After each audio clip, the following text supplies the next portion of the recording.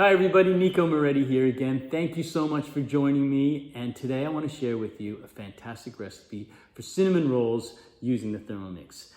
What I call these are my triple C cinnamon rolls, because not only are we going to use some ground cinnamon, but we're also going to use some ground cardamom and cloves, so a nice little bit of spicy sweetness to these cinnamon rolls. I also want to show you a Japanese technique known as the Tangzhong method that allows your dough to be beautiful and rich and soft. So perfect for out of that oven, soft, pull apart cinnamon roll that you would normally get at a bakery. With any baking, it is a bit of a labor of love, but you will be rewarded by it in the end. There is proofing and rising and waiting and resting, but as I say, stick with it and let me take you through it step by step. First step is to prepare our Tangzhong starter. So place 80 mils of some water, 80 mils of some milk, and 30 grams of flour into the Thermomix. We're going to cook that for 3 minutes at 80 degrees, speed 3, and what that will do is prepare a thick roux that's going to add moisture and richness to our cinnamon roll dough.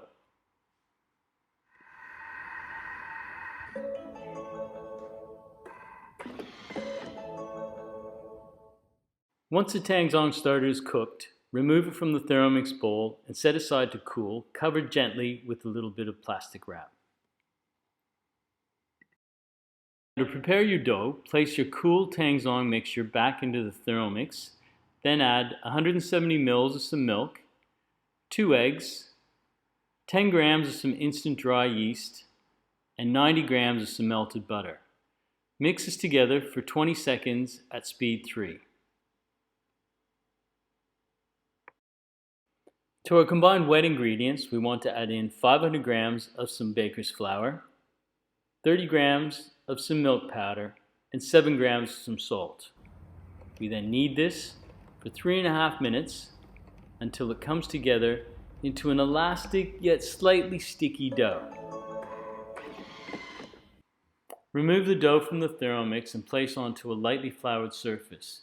Gently bring it together into a bowl, then place it into a lightly greased bowl and cover it with some plastic wrap for about 45 minutes until the dough is doubled in size. Now, to save you some time, you could prepare the dough the night before and place it into a 3-liter container with a lid overnight in the fridge for it to proof. This makes it a little bit easier to work and certainly saves you a little bit of time as well. While you wait for your dough to rise, we'll prepare a filling. Place 250 grams of some brown sugar, 150 grams of some softened butter, 2 tablespoons of some cinnamon powder, 2 teaspoons of some cardamom powder and 1 teaspoon of clove powder, and a teaspoon of salt into the Thermomix, and we want to combine this for 40 seconds at speed 4.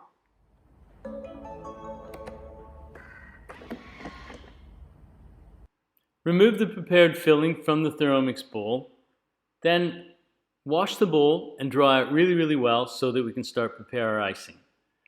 Place 120 grams of caster sugar into the dried bowl, and we want to mill this for 10 seconds on speed 10 until we've created icing sugar.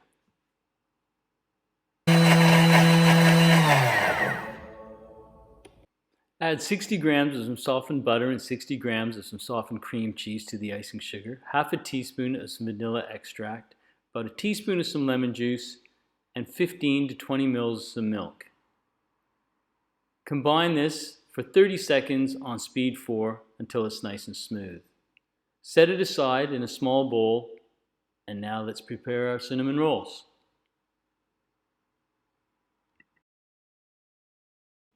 Lightly grease a 330 millimeter by 230 millimeter baking sheet or baking tray with some butter. Turn your dough out onto a well-floured surface, place some more flour over the top of it, and gently knock it down. Using a rolling pin, you want to roll the dough out into a rectangle about 500 millimeters by 400 millimeters and about 10 millimeters thick. Use as much flour as necessary to keep it from sticking to your work surface, and keep turning it over and adding more flour so that you can work with it much easier. Once you've rolled the dough to the correct size, place teaspoonfuls of the mixture across the surface of the dough. Using a palette knife or a knife, spread it out evenly across the whole surface and right up to the edges.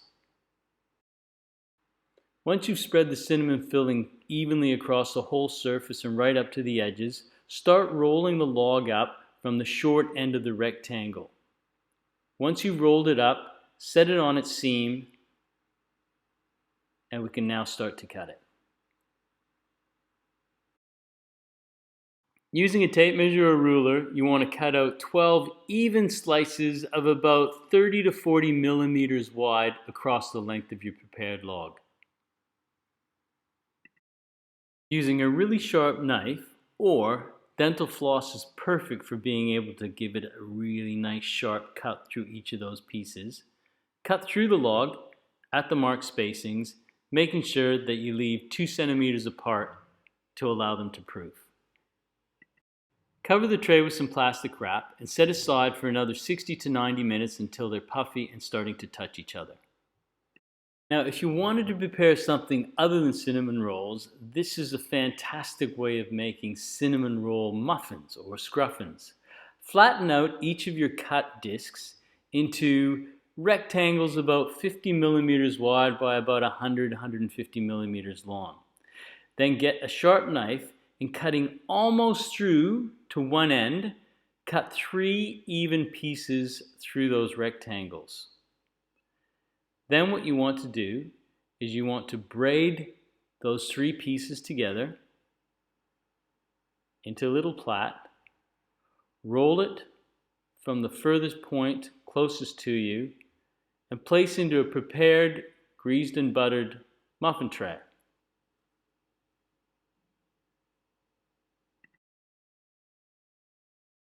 Once your scruffins are prepared, cover them with some plastic wrap and let them proof as well for 60 to 90 minutes.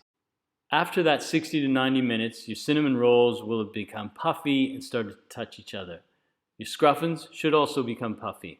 Place them into a 180-degree oven for about 20 minutes for the scruffins and about 25 minutes for your cinnamon rolls. Your cinnamon rolls cool for just a little bit before you start spreading the icing over the top. Then, get ready to enjoy them.